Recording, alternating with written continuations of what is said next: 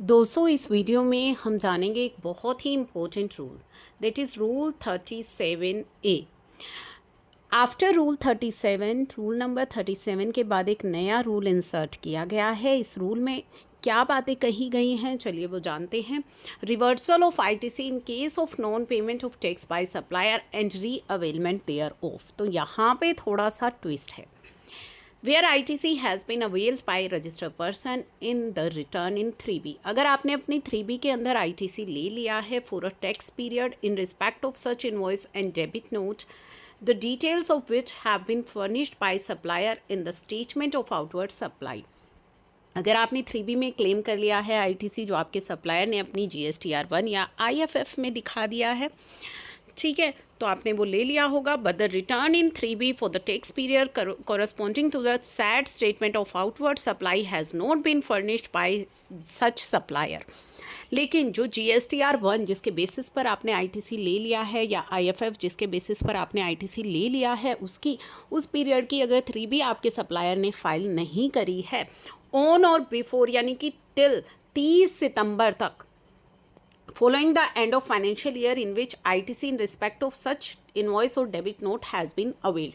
तो जिस भी फाइनेंशियल ईयर का आईटीसी आपने अवेल किया है, उस फाइनेंशियल ईयर की जो की तो 3B है वो आपके सप्लायर ने फाइनेंशियल ईयर समाप्त होने के बाद 30 सितंबर तक अगर फर्निश नहीं करी है तो the sad amount of ITC वो आपको रिवर्स करना होगा वाइल फर्निशिंग रिटर्न इन 3B।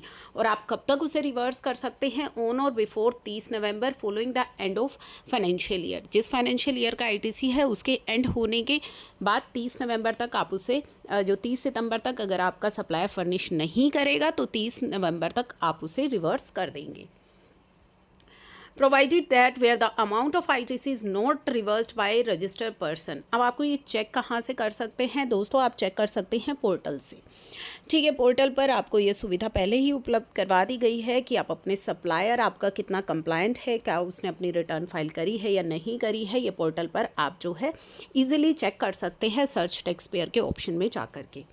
तो वहाँ पे आप चेक कर लीजिए अगर उसने अपनी 3B फाइल कर दी है, भले ही निल फाइल कर दी है या भले ही उसने आपका इनवॉइस दिखा दिया है, जो भी उसने किया है, लेकिन उसकी 3B जो है वो फाइल्ड होनी चाहिए, ठीक है। डजेंट मैटर कि उसने आपका दिखाया है इनवॉइस नहीं दिखाया, वो तो आप पता नहीं कर पाएंगे, लेकिन अगर उसकी 3B फाइल है तो आप ITC ले सकते हैं।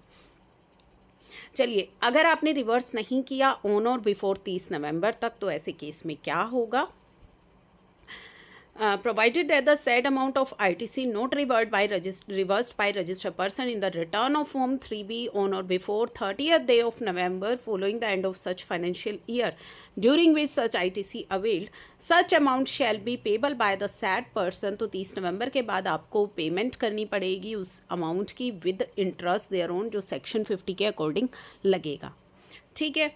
प्रोवाइडेड फर्दर दैट, यानी कि अमाउंट अगर आपने रिवर्स नहीं करी तो विद इंटरेस्ट जो है आप उसकी पेमेंट करेंगे। Provided further that where the supplier subsequently furnish the return, यानी कि अगर बाद में आपका सप्लायर उस रिटर्न को फाइल कर दे, 30 सितंबर तक उसने फाइल नहीं करी थी, लेकिन मान लीजिए बाद में वो फाइल कर दे, 1 अक्टूबर को वो फाइल कर दे, 2 अक्टूबर को वो फाइल कर दे, तो आप उसे रीअवेल कर सकते हैं उस अमाउंट को।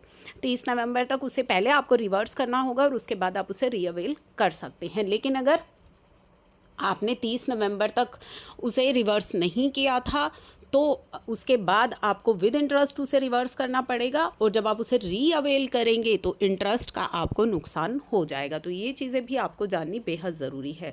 तो ये बहुत ही इम्पोर्टेंट अपडेट है, बहुत इम्पोर्टेंट है आपके लिए। तो चेक कर लीजिए, रिकन्सिलिएशन कर लीजिए कि कौन से जो सप्लायर हैं जिनके आप ITC ले चुके हैं, क्या उनकी 3B फाइलिंग हो चुकी है, नहीं हो चुकी है, तो आप जो है उनकी 3B फाइल करवा दीजिए 30 सितंबर तक।